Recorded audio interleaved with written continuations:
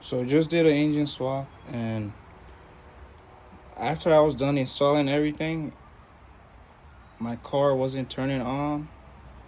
I put in my code reader, and the ECM gave me the U1000 code that it was having communication issues. And as you see, I took apart my harness because I thought that when I was putting the engine back in, I might have hit something and damaged one of the wires, but that wasn't the case. I even bought a new ipdm. I checked all the fuses, but I didn't check these two right here or this one, and it happened to be that this one was blown. These two are good.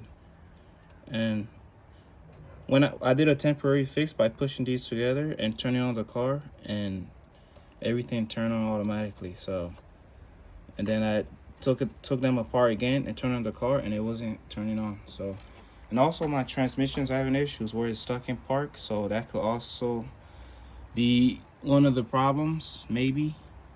I also did replace this, and that's pretty much it. So if you do have the U1000 code, or your car dash is dark and it's not turning on, or you're having communication issues, make sure to check your fuses before taking apart any of this, because I was just I didn't have enough patience. I did check most of the fuses, but for some reason thought that this wouldn't be the problem, and it happened to be one of these. So make sure to check that.